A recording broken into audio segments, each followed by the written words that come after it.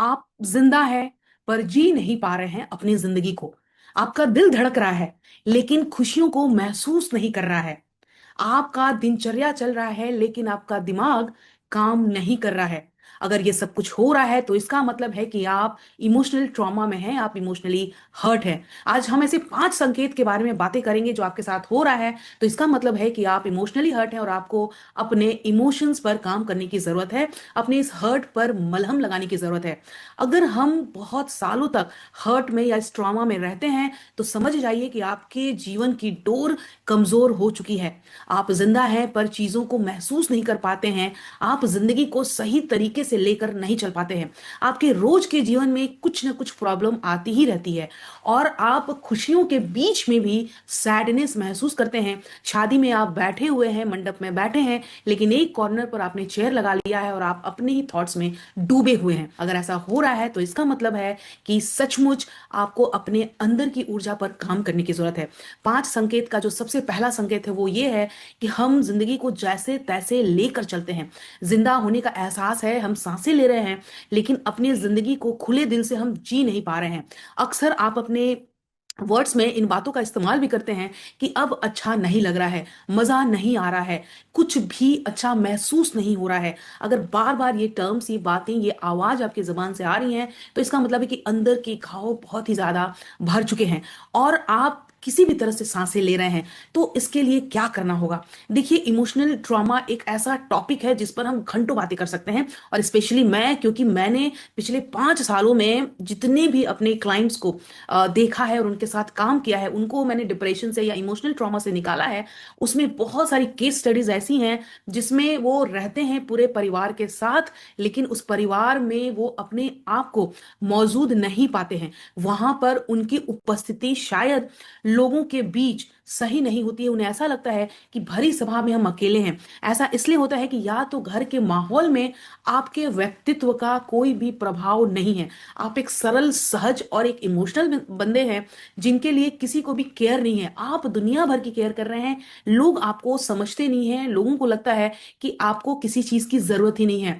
आप सबकी केयर कर रहे हैं, आपके फैमिली में सब ग्रो कर रहे हैं, सब आगे की तरफ बढ़ रहे हैं, लेकिन सिर्फ आप, जिसने सबको सपोर्ट किया हुआ है, आपकी जिंदगी में बहुत हलचल मच चुकी है और जिसको आप शेयर भी नहीं कर पाते हैं सिर्फ इसलिए कि फैमिली लाइफ अच्छे तरीके से चल सके। तो ये जो सप्रेस्ड इमोशंस हैं जो आपने सालों से दबा के रखा हुआ है, ये आपका इमोशनल ट्रॉमा हो सकता है।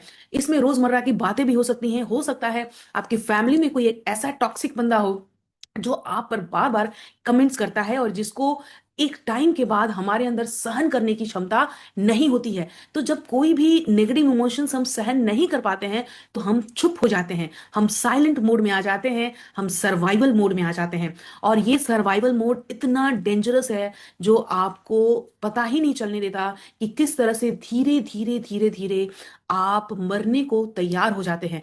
कहने का मतलब ये नहीं है कि आप आत्महत्या करने वाले हैं। यहाँ पर बात सिर्फ ये है कि आप अपनी हंसी खुशी, अपने इंजॉयमेंट को भूल चुके हैं। आपको ये लग चुका है कि बस अब इसके आगे मेरे जीवन में खुशियां है ही नहीं, मेरी लाइफ में कुछ अच्छा हो ही नहीं सकता है। तो इस पर काम करने की जरूरत है। वीडियो के एंड में मैं बताऊंगी कि किस तरह से आप अपने इमोशनल ट्रॉमा से बाहर आ सकते हैं। दूसरा जो संकेत है, जो साइन है, वो है कि आपके अंदर बहुत सारे इमोशनल वुंड्स, हर्ट भर चुके हैं। वो सैडनेस जो बेवजह आपको दिन में कई बार आ जाता है, वो गुस्सा जो बिना बात के आप भड़क पड़ते हैं, वो फ्रस्ट्रेशन जिसकी जरूरत ही नहीं थी फिर भी आपके अंदर एंजाइटी मच चुकी है। कहने का मतलब ये है कि सैडनेस, एंजाइटी, फ्रस्ट्रेशन, एंगर जैसे इमोशंस आपके अंदर घर कर चुके हैं। मैं हमेशा अपने स्टूडेंट्स को बोला करती हूँ कि अपने वो सैडनेस के कुएं में एंट्री मत लेना। जब भी मेरे स्टूडेंट्स मेरे पास आते हैं, उनके अंदर, हमारे अंदर एक ऐसी ऊर्जा होती है जहां पर हमने एक कुआं बना लिया होता है। वो कुआं सैडनेस का, एंग्जाइटी का, फ्रस्ट्रेशन का, डिप्रेशन का होता है। और असल में आप समझ जाइए कि आपको उस कुएं में रहना बहुत पसंद होता है, क्योंकि दुनिया में कुछ भी हुआ ना तो आपको मौका मिल जाता है झट से उस अकेलेपन के कुएं में कूद जाने का। और उस सैडनेस के कुएं में जब आप बैठ जाते हैं तो आप दुनिया के प्रकाश में, दुनिया के बाहरी रंगों में आप आने के लिए तैयार ही नहीं होते हैं। बहुत मुश्किल होता है, यकीन मानिए। मैं अपने स्टूडेंट्स को, मुझे महीने भर लग जाते हैं उनको सैडनेस के कुएं से बाहर लाने में, लेकिन मैं कामयाब हो जाती हूँ। मुझे बहुत खुशी है। अभी 3 महीना पहले एक केस स्टडी में आपसे शेयर करना चाहती हूँ। जब इस बात चली है तो एक मेरे स्टूडेंट थे जिनको ये 7 साल से ट्रॉमा था, ये सैडनेस था। वो सैडनेस के कुएं में ही बैठे रहते थे। उनको हर बात पे चिढ़ मचती थी, गुस्सा आता था, पेरेंट्स के साथ रिलेशनशिप बहुत वर्स्ट हो गया था। दोस्तों से उन्होंने कनेक्शन कम कर लिया था क्योंकि उनकी गर्लफ्रेंड ने उनको ब्लॉक कर दिया था और उनसे बात करना बंद कर दिया था। बेवजह एक्स्ट्रा मैरिटल अफेयर का केस था ये। एनीवेज, अब उस सैडनेस के कुएं में उनको इतना अच्छा लगता था कि उस सैडनेस के कुएं में रहने के लिए वो हजारों खर्च करते थे हर महीने। बेवजह के इन ऐसे ऐसे कामों पे वो पैसा खर्च करते थे जिसकी कोई जरूरत नहीं थी, क्योंकि वो उस सैडनेस से बाहर ही नहीं आना चाहते थे। मैंने उनके साथ मिलके, मुझे याद है कि 15-20 दिन सिर्फ इससे बाहर आने के लिए मैंने उन पर बहुत सारे ट्रिक्स इस्तेमाल किए मेरी कोचिंग, लाइफ कोचिंग के। और उसके बाद धीरे धीरे धीरे 1 महीने बाद वो उससे बाहर आने लगे। इनफैक्ट 2.5 महीने बाद वो बिल्कुल पहले की तरह, जो 10 साल पहले वो हुआ करते थे, वो हो गया। और यकीन मानिए कि इस 3 महीने के बाद ही उनको मिनिस्ट्री लेवल के कनेक्शंस उनसे मतलब होने लगे और उनको इतने बड़े बड़े कॉन्ट्रैक्ट मिलने लगे जिसकी उन्होंने उम्मीद भी नहीं की थी। वो इसलिए हुआ था क्योंकि वो एक जिस सैडनेस के कुआं में बैठे हुए थे, डिप्रेशन वाले मोड में थे, सर्वाइवल मोड में थे, वहां पर उनका ग्रोथ नहीं हो रहा था। मेरा नेक्स्ट पॉइंट यही है, वहां पर उनका सेल्फ ग्रोथ नहीं हो रहा था। और वो अपनी जिंदगी को बस एक उस दुख के लिए जी रहे थे, आई मीन उस दुख को महसूस करने के लिए जी रहे थे। देखिए कितना स्ट्रेंज, कितनी हैरान करने वाली बात है कि जो चीज हमें पीड़ा देती है, कष्ट देती है, उसी को हम याद करना चाहते हैं, उसी पीड़ा में हम रहना चाहते हैं, क्योंकि वो पीड़ा हमारे किसी लव्ड वन से जुड़ी हुई है। लेकिन आप ये समझिए कि वो जो पीड़ा है, वो जो दर्द है, उस इंसान से जुड़ा हुआ है, उस इंसान ने आपको दिया है, वो इंसान आपके जीवन में है ही नहीं। तो वो पीड़ा कहाँ है? वो पीड़ा भी नहीं है, उस दर्द को भी बाहर फेंक दे रहा है। और इस तरह से वो उससे बाहर आए और उनका ग्रोथ होना शुरू हुआ। और आज वो बहुत खुश है, इनफैक्ट अपनी जिंदगी को नेक्स्ट लेवल तक ले जाने के लिए तैयार है और शादी करने के मूड में भी आ चुके हैं। तो इस तरह से लोग जो है वो अपने उस हर्ट से जब बाहर आते हैं तो जिंदगी में अपने आप बहुत कुछ अच्छा होने लगता है।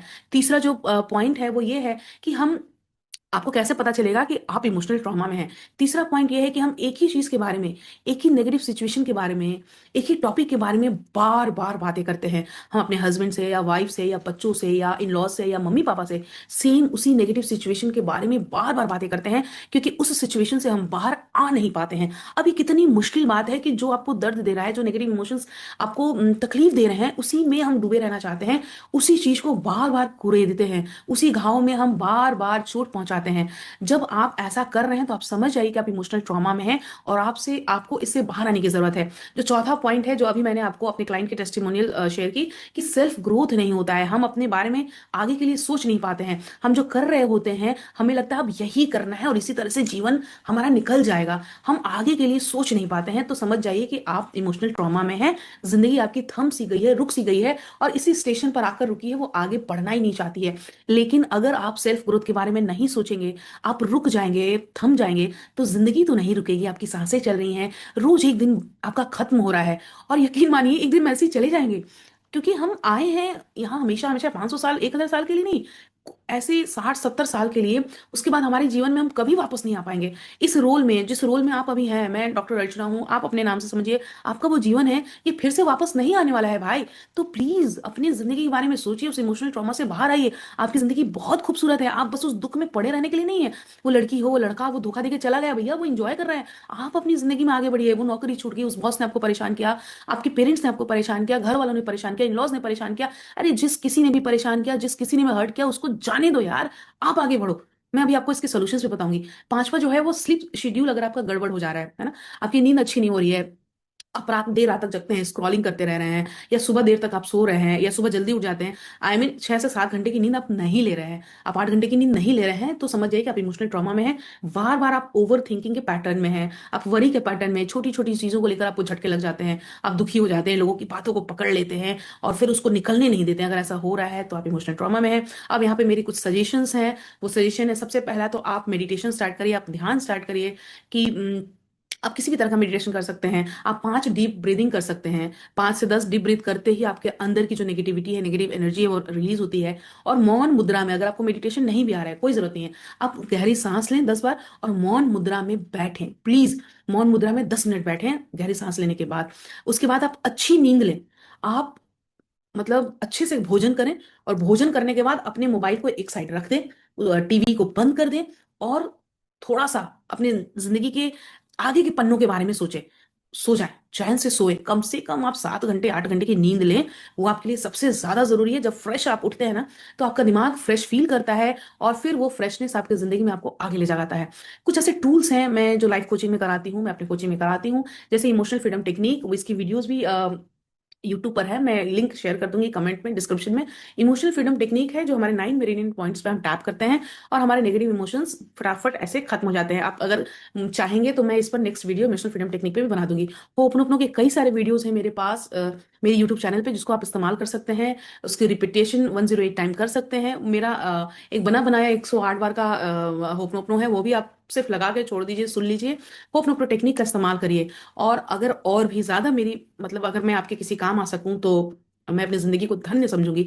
मैं हमेशा कहती हूँ, आपको किसी भी तरह की अगर परेशानी है, इमोशनल पैटर्न्स है, नेगेटिव पैटर्न्स है, जिंदगी में कुछ दुख है, परेशानी है जो आप किसी से शेयर नहीं कर पा रहे हैं, तो प्लीज आप मुझसे शेयर कर सकते हैं। मैं आपको आधे घंटे का फ्री क्लैरिटी कॉल देती हूँ, जिसमें जरूरी नहीं है कि आप मेरे साथ आगे कोचिंग में जाएं, लेकिन उस आधे घंटे में मैं आपको कुछ उपाय बता दूंगी, कुछ सजेशन दे दूंगी जो बहुत काम आता है। ऐसे बहुत सारे लोग आते हैं जो सिर्फ एक कॉल लेते हैं और उनके जीवन में बहुत ज्यादा सुधार आना शुरू होता है। कभी कभी ऐसा भी होता है कि किसी का एक सजेशन, किसी की एक बात आपके लिए बहुत बड़ी बात हो जाती है ना। तो प्लीज आप मेरा 30 मिनट का फ्री क्लैरिटी कॉल लीजिए। Thank you so much. और नेक्स्ट वीडियो में हम हीलिंग के बारे में ही बातें करेंगे। मैं पर्सनली मुझे ऐसा लगता है कि जब हम इमोशनल ट्रॉमा में होते हैं, जब हम बहुत ज्यादा परेशान होते हैं, तो हम जिंदगी में इंजॉय नहीं कर पाते हैं। और जब जीवन का आनंद नहीं ले रहे हैं, तो ये जीवन व्यर्थ हो जाता है। तो इस जीवन को व्यर्थ ना करें प्लीज, और अपने जीवन को खुशियों से भर दें, ग्रोथ करें, आगे बढ़ें, फैमिली के साथ खुशियां मनाएं। थैंक यू सो मच, क्योंकि जीवन एक उल्लास है। जीवन एक उल्लास है, और इस जीवन का आनंद लेना है हमेशा हमेशा, जब तक हम जीवित हैं, जब तक हमारी सांसें चल रही हैं। Thank you so much, bye bye and take care. अपना ध्यान रखना है, क्योंकि आप दुनिया के सबसे महत्वपूर्ण इंसान हैं। अगर आपने अभी तक लाइक नहीं किया तो प्लीज लाइक कर लीजिए, सब्सक्राइब नहीं किया तो सब्सक्राइब कर लीजिए, और ज्यादा से ज्यादा लोगों को शेयर करिए, ताकि उन्हें भी पता चले कि अगर वो इमोशनल ट्रॉमा में है तो कैसे वो बाहर आ सकते हैं। Thank you so much, bye bye.